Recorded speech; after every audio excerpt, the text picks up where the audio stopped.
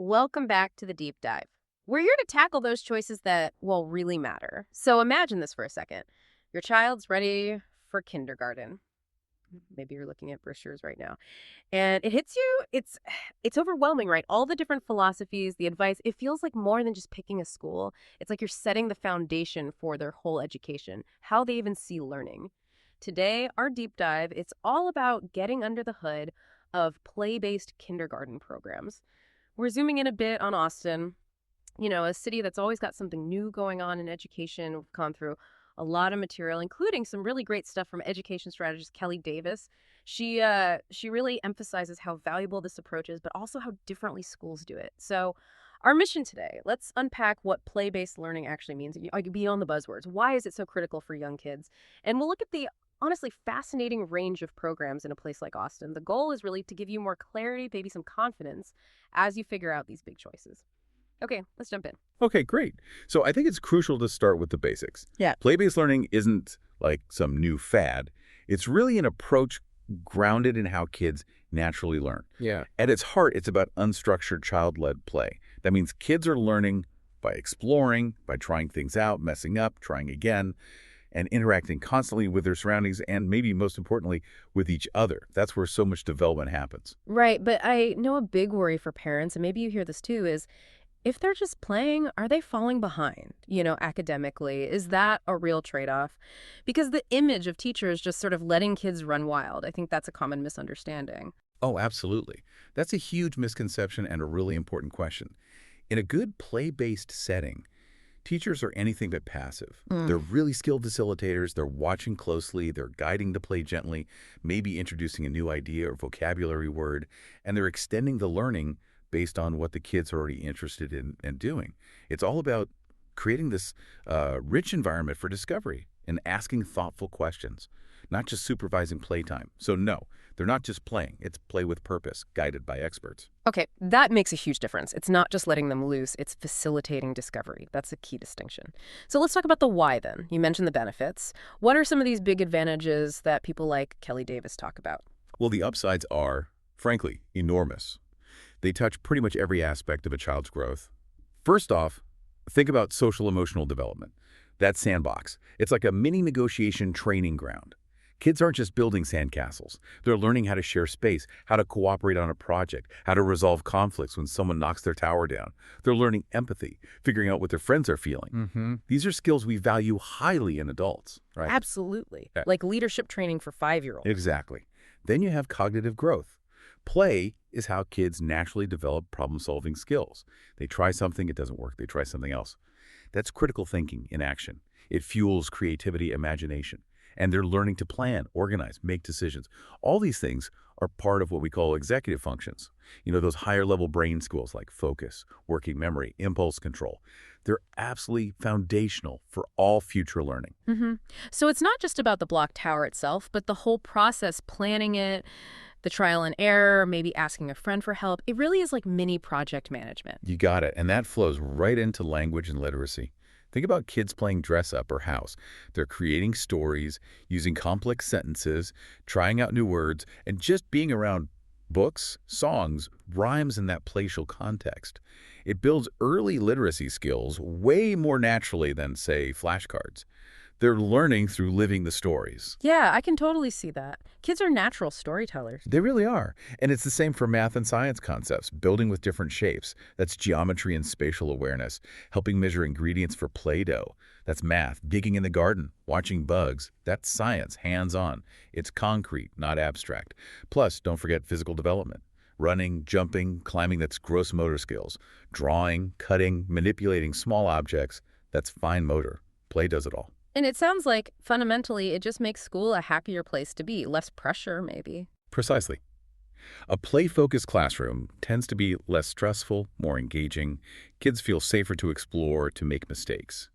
And you have to ask, right, if kids are less anxious and genuinely enjoying themselves, aren't they more likely to develop a real love of learning? And probably remember more? The answer seems to be a clear yes. That's a really compelling case. Okay, so if we're sold on the benefits, the next big hurdle is, how do you actually tell a good play-based program from one that just, uses the label? To help you sort through that, our deep dive pulled together some key things to look for, like a practical checklist. Right, because the devil's in the details here. It's not enough just to see play-based on the website. First, you really need to dig into the school's philosophy and implementation. How central is play, really? Yeah. Is it mostly child-led, unstructured time? Or is it more like structured activities designed to be playful? And you'll want to see if they draw on specific philosophies, maybe Montessori, Waldorf, Reggio Emilia is another big one. Reggio Emilia really emphasizes the environment as a third teacher, and these long-term projects driven by kids' curiosity. Do these philosophies align with how you see early learning? Got it. So even within play-based, there's a whole spectrum. It's not monolithic. Exactly.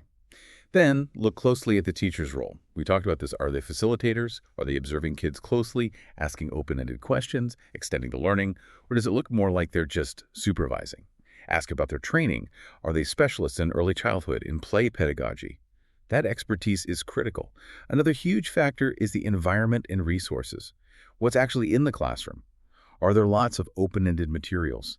Things like blocks, paint, clay, costumes, natural objects. Things kids can use in many different ways. Are there distinct areas for different kinds of play? And crucially, is there good indoor and outdoor space? Access to nature is huge for this approach. The space itself should basically invite kids to explore. The environment as the third teacher, like you said. Okay, but let's hit that big concern again. Academics. How does that fit in?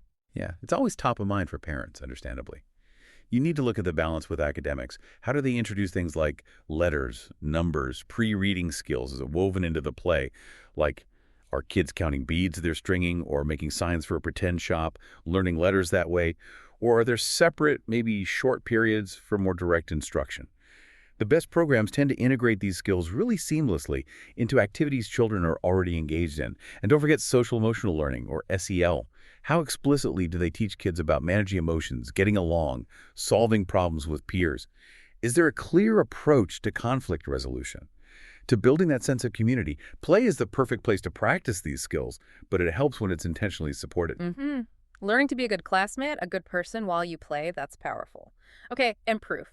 How do you know if your child is progressing? Assessment. Good question. Assessment looks different here. Usually left traditional testing. Ask how they track progress. Is it through careful observation, collecting work samples in a portfolio, maybe checklists of developmental milestones, and how do they share that information with you, the parents?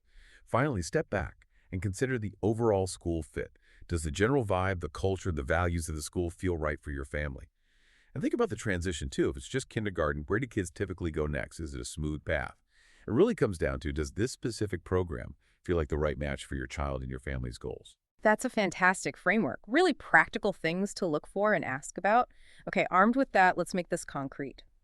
Austin is a great example city because it has such a variety of schools taking different approaches to play-based learning. It really shows the spectrum. So first, let's talk about Alpha School. This one's interesting because it's sort of redefining play for the, digital age. They use AI for personalized learning. They have this entrepreneurial focus. It's not your classic unstructured play, but they aim for deep engagement through what they call structured freedom. Right. Alpha is pretty unique. They structure their day with a core academic block, about 2 hours, where kids work at their own pace, often using adaptive technology. Yeah.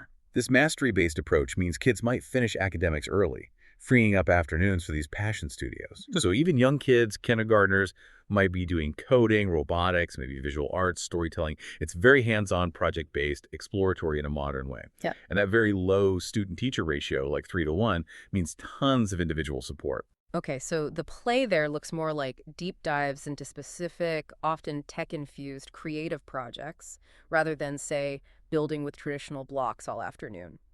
A key consideration, obviously, is the high-tech integration. If you're looking for a screen-free or low-tech early childhood, this would be very different. It's a trade-off to weigh. Definitely. It's a specific model aiming for those same core skills. Creativity, problem solving, but through a very modern tech-enabled lens, alongside accelerated academics. Now, swinging to the completely opposite end, you have the Austin Forest School. This is like pure nature immersion kindergarten. It's 100% outdoors all year round. The learning is entirely driven by what the kids find and get interested in out in nature. It's heavily inspired by those Scandinavian forest schools. Wow, 100% outdoors, rain or shine, hot or cold. Pretty much. They gear up appropriately, of course. The whole curriculum just emerges from the day's discoveries. Maybe they're studying insects they found, building shelters out of branches, creating art with natural materials. The focus is heavily on fostering autonomy, resilience, physical capability, and developing this really deep connection to the natural world. It's play-based learning in its most elemental form, you could say. That sounds amazing, but definitely requires a certain mindset.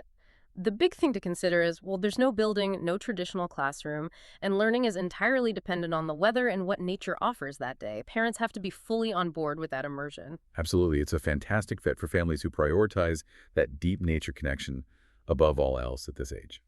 Okay, next up, let's look at Headwaters School. This one takes inspiration from Montessori. So it blends those core Montessori ideas, the hands-on learning with specific materials, self-directed activity within a carefully prepared environment. But they also integrate an International Baccalaureate, or IB, framework as kids get older, which emphasizes inquiry and global perspectives. Ugh, Montessori. That often feels very play-like, even though it has that clear structure and those specific materials, right? Exactly. It's structured, but child-driven within that structure. The early years focus on practical life skills, pouring, sorting, dressing, sensorial exploration, language development, math concepts, all learned through these unique, often self-correcting Montessori materials. Kids choose their work, they move around the room. And a big plus for some families is that Headwaters goes all the way through 12th grade. That offers a really smooth, consistent path. So it's like guided independence within a very thoughtful environment. The consideration here, it is more structured than free-form play. Activities are often linked to specific materials, maybe less purely imaginative or spontaneous than some other models. That's fair. It's a different flavor, offering that balance of freedom and structure. Mm. And finally, let's touch on the Austin Waldorf School. This approach is really deeply rooted in imaginative play, arts, and practical, hands-on activities. The whole environment is designed to feel warm, almost home-like. Their philosophy really centers on, as they put it, protecting childhood. Protecting childhood. I imagine that really resonates with parents worried about kids growing up too fast. What does that look like day to day? It means lots of natural materials, wood, silk, wool, lots of time for imaginative free play. Kids are involved in activities like baking bread, gardening, watercolor painting, modeling with beeswax. Very tactile, very sensory rich. A key differentiator for Waldorf is that they intentionally delay formal academics reading instruction, explicit math, until first grade. Kindergarten is focused on developing imagination, social skills, and a strong will through play and purposeful work. And like the forest school, there's a huge emphasis on outdoor time and connecting with nature's rhythms. Okay, that delay in formal academics is a big one. It's a core belief for them, but definitely different from many other programs. So the consideration is clear. You have to buy into that philosophy, trusting that focusing on imagination and development now is more important than early reading drills. Yes. And related to that, they generally have very limited use of technology in the early years. It's a very conscious choice. It offers this very nurturing, artistic, play-focused experience. It really highlights the question for parents. How do you feel about delaying those formal academics compared to maybe societal pressures? It's a fundamental question. Yeah, And it leads us right back to the listener. exactly. So you've heard about these different philosophies, these different schools in Austin. How do you choose? It really is so personal. It absolutely is. I think the number one factor has to be your child's temperament. Is your child someone who thrives with a lot of freedom and autonomy, maybe like at the forest school? Or do they perhaps do better with a bit more structure, clear rhythm, maybe like Montessori at Headwaters or even the structured freedom at Alpha? Really observing and knowing your own child is just paramount. Knowing your kid, step one. What else? The educational philosophy itself, does it resonate? Alpha's focus on innovation, Waldorf's focus on protecting childhood's pace, Montessori's guided independence, the forest school's deep nature connection. These reflect different core values about what's most important in early education. Which one aligns best with your family's values? Then you can ignore the practical considerations. Does the location work? What's the cost? Do they offer the wraparound care you might need? What's the parent community like? These logistics often narrow the field considerably.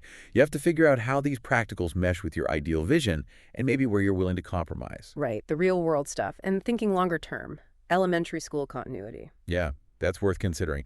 Do you want a school that goes K-5, K-8, or even K-12 like Headwaters? Or are you comfortable with the transition after kindergarten? There are pros and cons either way. It's just another piece of the puzzle. Wow. This has been such a helpful deep dive. It really underscores that play isn't just, letting off steam. It's truly how young children build their brains, their bodies, their social skills. everything they need. And the research backs this up so strongly. It's not just theory. Studies consistently find that kids from high-quality play-based programs often catch up and even surpass peers from more academic-heavy kindergartens later on, especially in areas like self-control, problem-solving, and just having that internal drive to learn. It really speaks volumes about the long-term power of play. It really does. And that leaves us and leaves you with a final thought to chew on. In a world that seems increasingly focused on pushing academics earlier and earlier, on measuring performance constantly, what do we actually gain? But maybe more importantly, what might we risk losing when we prioritize that kind of traditional schooling over the incredibly deep foundational learning that only happens through genuine, imaginative, engaged play for our youngest kids? Something to think about.